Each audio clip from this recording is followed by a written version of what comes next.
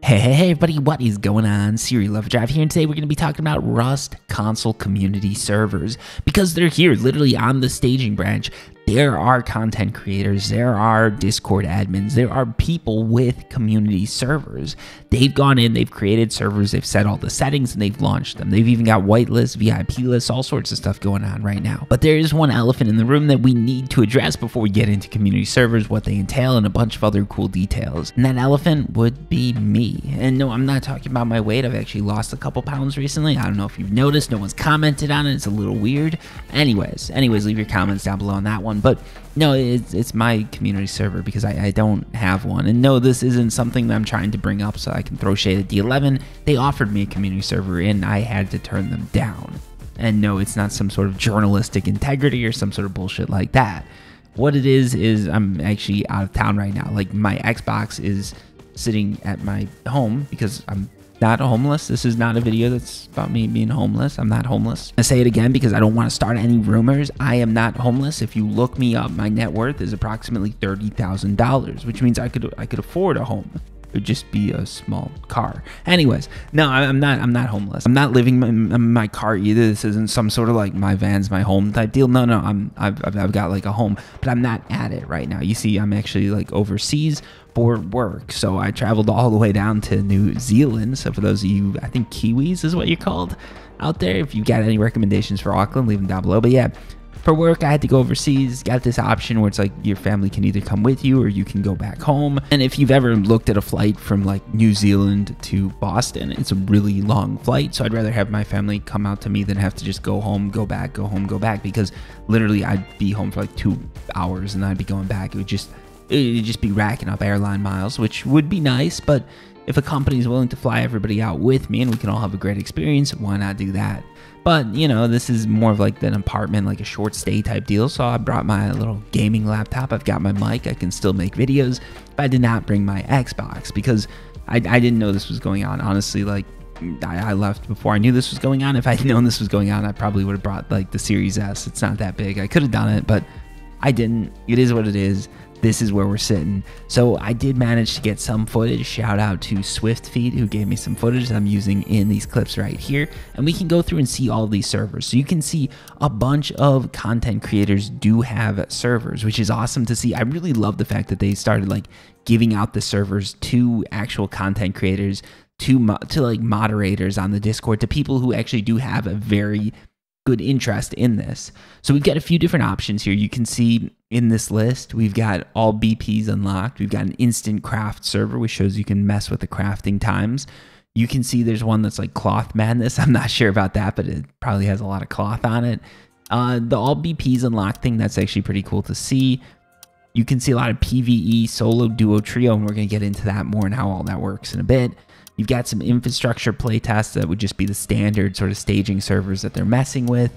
And yeah, if you run through it, you see those 2x, you see those 3x servers. There's nothing that goes above 3x. I can definitely confirm that. If you go into some of these servers based on the footage that I've got, you can see that there's a few different lists that exist. So you can see who's connected, you can see all recent players, then you can see the owners, so that would be who owns the server. You've got admins, moderators, and VIPs. So that sort of shows us all the tiers of players that you've got. You've got just everybody, then you've got owners, that would be the people who own the server, admins, who'd be that like next level down, people who could probably play with some of the settings on the servers and do something like take it from a 1x to a 2x server. You've got moderators who can probably like ban or sort of maybe add people to the VIP list. And then you've got the VIP list, and that would be people who sort of can jump ahead of everybody and basically get whitelisted in. So these would be the players who get past the queue and get in right away. And if you know anything about the queues, from what I've heard, it was an utter disaster. So everything about this playtest, to be completely transparent, from what I've heard, everything about this test was pretty amazing, honestly. The way they gave the servers out to content creators and moderators and people who'd actually get, you know, who would actually be involved, right? One of the reasons they didn't give me a server is because I told them up front that I couldn't be as involved as I probably should be.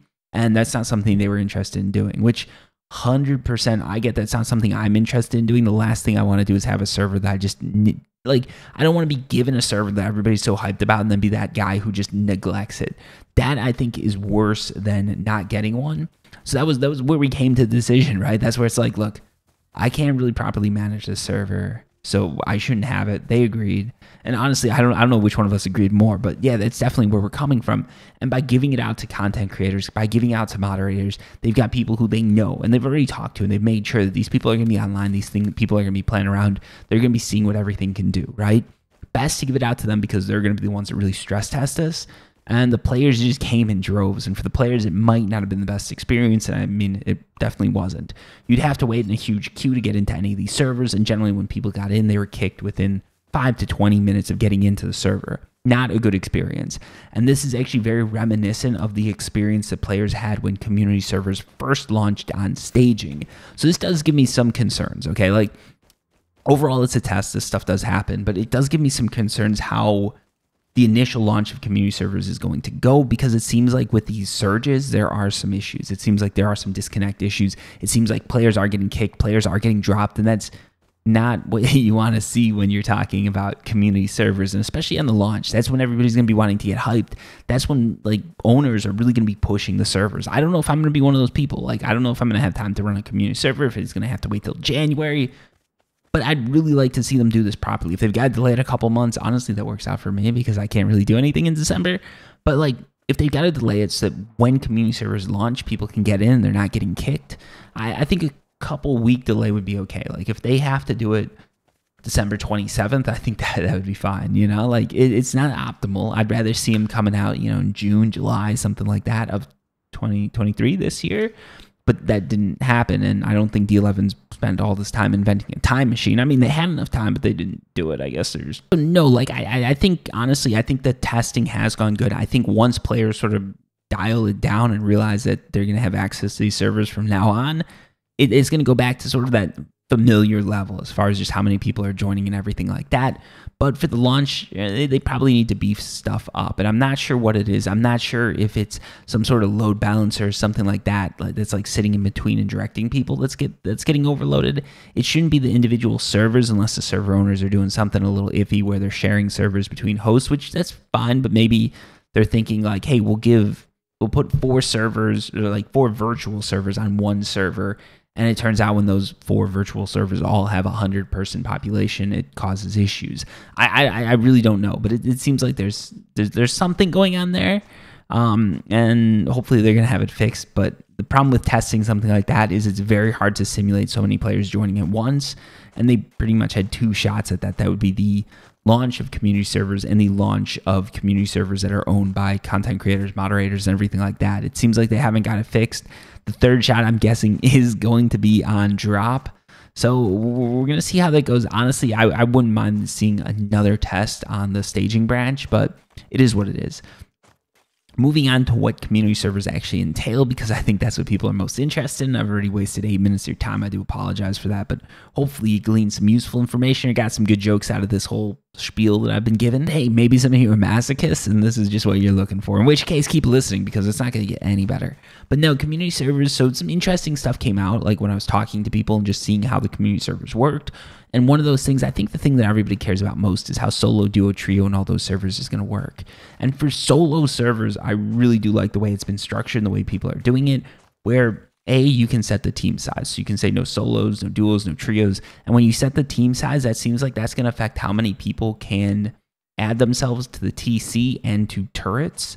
So if you've got a clan that's trying to do like a 8-man team on a duo server, only 2 of them can be on a TC, only 2 of them can be on a turret, which is going to make it a little bit harder for them, but honestly, people are still going to be able to team up. Another thing you can do on solo servers is you can remove code locks, which again, really good idea. I think I was the one that came up with that way back in the day.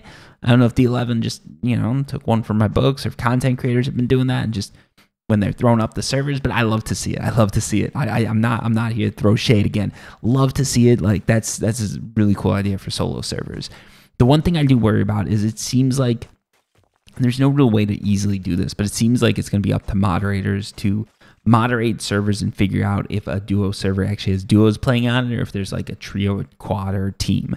And that's going to be very complicated to do. I'm not sure how moderators are going to tackle that or anything like that.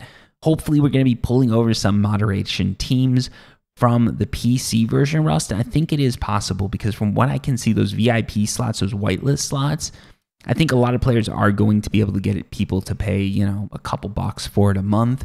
And if that happens, you're going to be able to pay some of the big time moderators over on the PC to maybe do consoles part-time. And if we can get something like that going, I think we're going to have a great experience. But yeah, overall, I just want to say community servers, it looks awesome. I love the way they're rolling it out.